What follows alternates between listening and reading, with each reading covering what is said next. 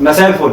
جماهير الكرة متعودة من وقت للتاني بيحصل بعض المفاجآت، زي فرق كبيرة تخسر قدام فرق صغيرة، أو فرق كبيرة تهبط لدوري الدرجة التانية، أو فريق صغير ياخد بطولة كبيرة، أو يوصل لأدوار بعيدة في البطولات.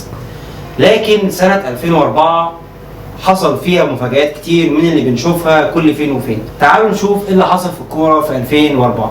أول مفاجأة فوز فيردر بريمن بالدوري الألماني. نادي فيردر بريمن الألماني معروف بأنه نادي من نوادي وسط الترتيب. في سنة 2004 قدر يحقق معجزة كروية على جميع الأصعدة لما فاز بلقب الدوري الألماني مع مدربه توماس شاف اللي قضى 41 سنة من حياته في خدمة النادي الألماني ما بين مدرب ولاعب. حصل فيردر بريمن على لقب الدوري الألماني بعد تحقيقه 74 نقطة بقيادة لاعب الوسط الشهير فرانك بومن بمجموع 22 انتصار و8 تعادلات و4 هزايم بس للأسف ما قدرش فيردر بريمن بعد 2004 منه يحقق أي لقب محلي أو قاري. وفضل لحد النهارده نادي من أندية نص الجدول، وأنهى الموسم الكروي اللي فات 2022-2023 في المركز 13. المفاجأة الثانية فالنسيا بطل الدوري الأسباني وكأس أوروبا. نادي فالنسيا في موسم 2003-2004 كان عنده فريق جبار وشخصية قوية قدر من خلالها السيطرة على الدوري الأسباني وانتزاع لقب الليجا قدام عيون الغريمين الأزليين ريال مدريد وبرشلونة. قدر يحقق لقب الدوري برصيد 77 نقطة بفرق 5 نقط عن برشلونة اللي كان في المركز الثاني برصيد 72 نقطة، وديبورتيفو لاكرونيا اللي كان في المركز الثالث برصيد 71 نقطة، وريال مدريد برصيد 70 نقطة في المركز الرابع. في السنة دي فالنسيا قدر كمان يحقق كأس أوروبا اللي معروفة دلوقتي بالدوري الأوروبي، لكن ريال مدريد حرم فالنسيا من تحقيق ثلاثية تاريخية بعد ما خرجوا من كأس ملك أسبانيا. المفاجأة الثالثة بورتو قدر يحقق دوري أبطال أوروبا ومورينيو يصعد إلى منصة الكبار. كان فوز نادي بورتو بالبطولة الأوروبية الأغلى أمر مفاجئ على جميع الأصعدة، لأن النادي بينتمي للدوري البرتغالي اللي مش بيصنف على إنه واحد من الدوريات الخمس الكبرى. ده غير إنه بيملك عناصر متواضعة مش زي الأندية الأوروبية التانية اللي مشاركة معاه في نفس البطولة. بورتو في البطولة دي كان في المجموعة السادسة، كان معاه ريال مدريد وأولمبيك مارسيليا والنادي الصربي باتريزان. بورتو صعد كتاني للمجموعة برصيد 11 نقطة من 3 فوز و2 تعادل وخسارة وحيدة. وفي الأدوار الإقصائية قابل مانشستر يونايتد في دور 16 وقدر يتغلب عليه بمجموع ماتشين 3-2، وفي ربع النهائي قابل ليون وتغلب عليه بمجموع ماتشين 4-2، وفي نصف النهائي قابل ديبورتيفو لاكرونيا وتفوق عليه بنتيجة 1-0 لحد ما وصل للنهائي وقابل موناكو الفرنسي وقدر يتغلب عليه 3-0 في ملعب شالكا في ألمانيا، لتكون البطولة دي إعلان لميلاد واحد من أكبر المدربين في تاريخ الكرة جوزيه مورينيو. المفاجأة الرابعة اليونان تصنع المعجزة وتحرز لقب اليورو. في كل بطولة كبيرة بنسمع من وقت للتاني عن مصطلح الحصان الأسود اللي بيعمل مفاجأة كبيرة بيطلع فريق كبير أو إنه يوصل لنقطة بعيدة في البطولة. لكن البطولة دي اليونان ما كانتش مجرد حصان أسود عادي، لأن منتخب ما عندوش تاريخ بالمعنى الحرفي سوى إن هو تأهل ليورو سنة 1980 وكأس العالم نسخة 94 وما قدرش يحقق أي انتصار في أي واحدة من البطولتين دول. بس سنة 2004 قدر المنتخب المتواضع ده يحقق معجزة كروية بكل المقاييس لما كسب بطولة اليورو. مشوار اليونان في البطولة بدأ في المجموعة الأولى مع البلد المستضيف اللي كانت مرشحة بقوة إن هي تاخد البطولة، البرتغال، وكان معاهم في المجموعة أسبانيا وروسيا.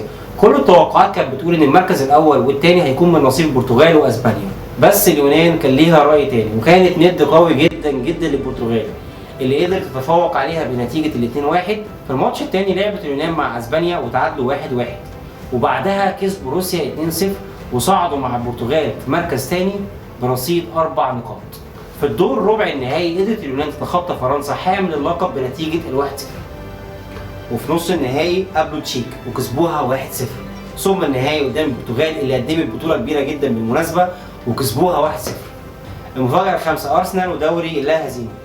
سنة 2002 في واحد من المؤتمرات الصحفية بعد تتويج أرسنال بالدوري الإنجليزي موسم 2001-2002 وعدم خسارته لأي مباراة على ملعبه في إنجاز تاريخي ما اتحققش من 103 سنة، أرسل فينجر قال أنا هفوز بالدوري الإنجليزي من غير هزيمة واحدة.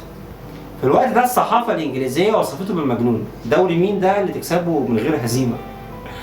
واللي زاد الطين بله ان موسم ارسنال 2002 2003 كان بدايته صعبه جدا، وايفرتون قدر يكسبه في اكتوبر، ومن بعدها ما قدرش يكسب في 3 ماتشات في كل البطولات بعد لقاء ايفرتون، ليحقق اسوأ انطلاقات الفريق في خلال 19 سنه. وعلى الرغم من الانطلاقه اللي ما كانتش قويه، الفريق فضل منافس قوي جدا على لقب الدوري مع مانشستر يونايتد، لكن في النهايه مانشستر قدر يحسم الدوري بفارق 5 نقط عن ارسنال، وانهى ارسنال موسم 2002 2003 ب6 هزايم و9 تعادلات. بعدها في موسم 2003 2004 قدر ارسنال يحقق لقب الدوري بدون هزيمه واحده، وانهى الموسم برصيد 90 نقطه بعد فوزه في 26 مباراه وتعادله في 12 مباراه. وجه في المركز الثاني تشيلسي برصيد 79، ومانشستر يونايتد كان في المركز الثالث برصيد 75، وليفربول كان في المركز الرابع برصيد 60 نقطه. طبعا تم تكريم النادي اللندني بكأس دوري ذهبيه تقديرا ليهم على الانجاز اللي ما حدش حققه قبل كده وما تكررش حتى يومنا هذا، الا لو جوارديولا ليه راي تاني في الموسم اللي جاي. المفاجاه الثابته تحقيق نادي الزمالك لقب بطوله الدوري.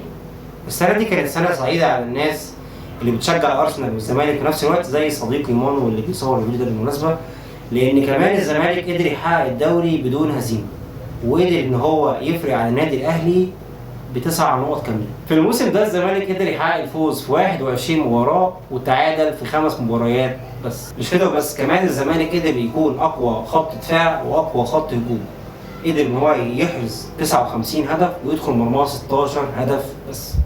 المفاجأة السابعة فوز نادي انيمبا النيجيري بلقب دوري ابطال افريقيا. نادي انيمبا النيجيري اتأسس سنة 1976، وكان نادي مغمور منذ تأسيسه وحتى نهاية القرن العشرين، وفجأة في القرن ال21 ظهر في دوري أبطال أفريقيا بعد حصوله على لقب الدوري المحلي في نيجيريا، وبعد ظهوره مباشرة قدر إن هو يحقق لقب البطولة مرتين ورا بعض في 2003 و2004، وهو ده الإنجاز اللي فشلت فيه كل أندية نيجيريا ونجح فيها انيمبا بس. المفاجأة الثامنة فوز نادي الاتحاد السعودي بلقب دوري ابطال اسيا لاول مرة في تاريخه، وعلى حساب نادي كوري انا بصراحة مش عارف اقول اسمه فاكتبه لكم على الشاشة.